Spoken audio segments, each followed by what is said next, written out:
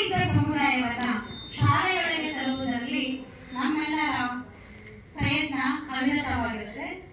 ನಮ್ಮ ಶಾಲೆ ಒಳಾಂಗಣದಲ್ಲಿದ್ದು ನಮಗೆ ಯಾವ NGOಗಳ ಸಪೋರ್ಟ್ ಸಿಗೋದಿಲ್ಲ.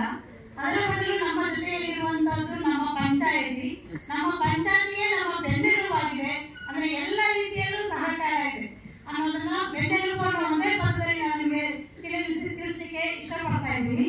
ಹಾಗೆ ಹಿರಿಯ ವಿದ್ಯಾರ್ಥಿಗಳ ಸಂಘ ಹಾಗೂ ಶಿಕ್ಷಣ ಪ್ರೇಮಿಗಳು ನಮ್ಮ ಶಾಲೆಯನ್ನು ಸ್ಪರ್ಧಾತ್ಮಕ ಜಗತ್ತಿಗೆ ತೆಗೆದುಕೊಂಡು ಹೋಗುವಂತ ಪ್ರತಿದಿನ ಜ್ಞಾನ ರಸಪ್ರಶ್ನೆ ಕಾರ್ಯಕ್ರಮವನ್ನು ಏರ್ಪಡಿಸುವುದು ಹಾಗೂ ಮಕ್ಕಳಿಗೆ ಜ್ಞಾನವನ್ನು ನೀಡುವುದರ ಮೂಲಕ ಪ್ರತಿದಿನ ನಮ್ಮ ಶಾಲೆಯಲ್ಲಿ ಅವರ ಸಮಯವನ್ನು ಕಳೀತಾ ಇದ್ದಾರೆ.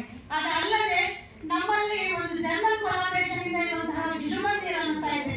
ಅದು ತಂತ್ರಜ್ಞಾನವನ್ನು ನೀಡುವುದರ ಮೂಲಕ ಒಳಾಂಗಣದ ಮಕ್ಕಳು ಸಿಟಿಯಲ್ಲಿರುವಂತಹ ಮಕ್ಕಳಿಗೆ ನಾವೇನು ಕಮ್ಮಿಲ್ಲ ಅನ್ನುವ ಹಾಗೆ ತಂತ್ರಜ್ಞಾನವನ್ನ ಕಲಿಸಿಕೊಡ್ತಾ ಇದ್ದಾರೆ.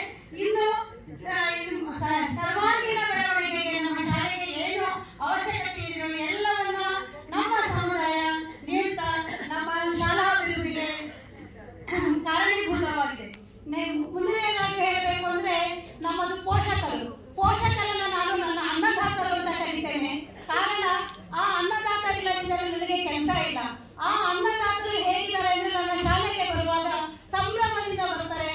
ಅವರ ಮನೆಯ ಕಾರ್ಯಕ್ರಮಗಳಲ್ಲಿ ಪಾಲ್ಗೊಳ್ಳುವ ರೀತಿಯಾಗಿ ಉತ್ಸಾಹಕರಾಗಿರ್ತಾರೆ. ನಮ್ಮ ಶಾಲೆಯಲ್ಲಿ ನಾವು 1-to-1 ಸಭೆಗಳನ್ನು ಏರ್ಪಡಿಸುವುದರ ಮೂಲಕ ಶಿಕ್ಷಕಿಯರ ಎಲ್ಲವನ್ನ ಮಾಡ್ತೇವೆ ಹಾಗೂ ಓದುವ ಮೂಲೆಗಳನ್ನ ವಿಶೇಷ ರೀತಿಯಲ್ಲಿ ರಚಿಸಿದ್ದಾರೆ. ಇನ್ನು ಮುಂದಿನ ವಿಷಯವನ್ನು ಎಲ್ಲರಿಗೂ ನಮಸ್ಕಾರ.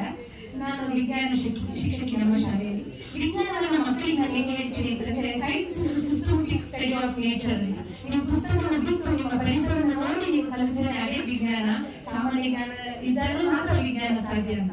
ಅದಕ್ಕೋಸ್ಕರ ನಾವು ಕೆಲವೊಂದು TLMಗಳನ್ನ ಮಾಡಿ ಅವರಿಗೆ ಬೋಧನೆ ಪರಿಣಾಮಕಾರಿಯಾಗಬೇಕು ಅಂತ ಹೇಳಿ ಮಾಡ್ತೇವೆ.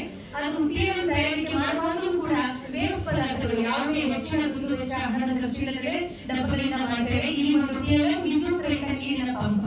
ಇಲ್ಲಿ ಏನಾಗುತ್ತೆ ಅಂದ್ರೆ ವಿದ್ಯುತ್ ಅನ್ನು ಬಳಸದೆ ಯಾವುದೇ ಬಲವನ್ನು ಬಳಸದೆ ಏನಾಗುತ್ತೆ ಕೆಳಬಿಟ್ಟಿನ ನೀರನ್ನ ನಾವು ಸಕ್ಷನ್ ಫೋರ್ಸ್ ಆ ಹೀರಿಕೆಯ ಶಕ್ತಿಯಿಂದ ಮೇಲೆ ತೆಗೆದುಕೊಳ್ತೇವೆ.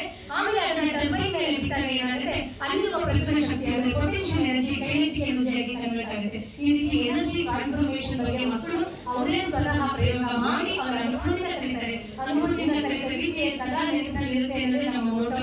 ಅದರಿಂದಲೇ ಇಲ್ಲಿ ರಾಕೆಟ್ ಇದೆ, ಅದು ಗಾಳಿಯ ಸಂಕೋಚನದ ರಾಕೆಟ್, ಮ್ಯಾಜಿಕ್ ಬಾಕ್ಸ್ ಇದೆ, ಸರಳ ದಾರದಿಂದ ರೇಖಾಗಣಿತ, ಹೀಗೆ ವಿವಿಧ ಬೋಧನೆಗಳನ್ನು ನಾವು